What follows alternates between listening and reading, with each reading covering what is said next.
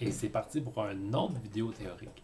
Donc, je vous montre encore une fois les réponses, mais je veux vraiment que vous compreniez le concept en arrière de ça. Puis ça, j'ai une bonne raison pourquoi je vous le donne pas. Ça ici. OK? Donc, vous vous souvenez du lecteur, du partage C signe de dollar? Non, Antoine, je me souviens pas du lecteur. Hein, on fait ce qu'on peut quand on est tout seul à donner des cours dans son salon. Alors, je me déconnecte. Et puis, je vais me reconnecter avec Tech. Et puis, on va aller chercher le lecteur C signe de dollar. C'est le partage. Le partage C signe de dollar, c'est un partage administratif qui permet d'accéder au lecteur C. Puis que quand je viens ici, partage, le fameux C signe de dollar, quand je l'ouvre, ici, ouvrir, ben j'arrive dans le lecteur C. D'après vous, c'est-tu sécuritaire de pouvoir accéder au lecteur C via un partage?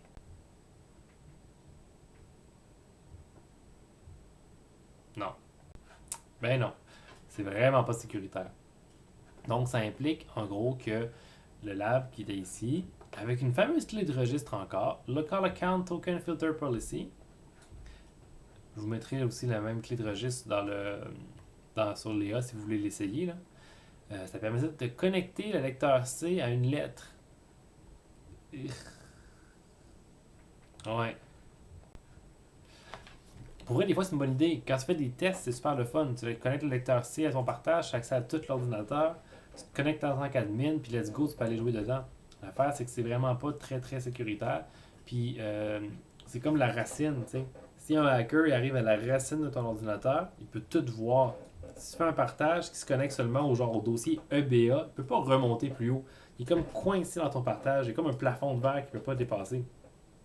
Puis ça, ben, c'est le fun parce que ça permet de tout explorer ton ordinateur. Tu sais, un hacker, ce qu'il fait la première chose, c'est qu'il cherche des choses. Il va aller chercher des failles dans des dossiers, des fichiers pour aller trouver des trucs importants. Par exemple, rapport d'impôt de mon entreprise secrète. Oh, ça a l'air intéressant, ça. Je vais aller chercher le rapport d'impôt parce que là-dessus, ton numéro d'assurance sociale, tes coordonnées personnelles, tu vas aller voler ton identité. Parce qu'il est rentré par le lecteur C. Mais si c'est rentré dans dans le partage EBA qu'on a fait pour le test, qui est genre, il voit U1 puis U2 puis c'est tout, ben, tout va bien. Comprenez un peu le concept? Donc, c'est que ça fait le token dans le compte ici, là, la clé de registre que je vais vous partager. Ça permet de connecter un lecteur Ring directement à une lettre. Mais tu sais, on vous montre que ça existe. C'est pas une raison pour l'utiliser.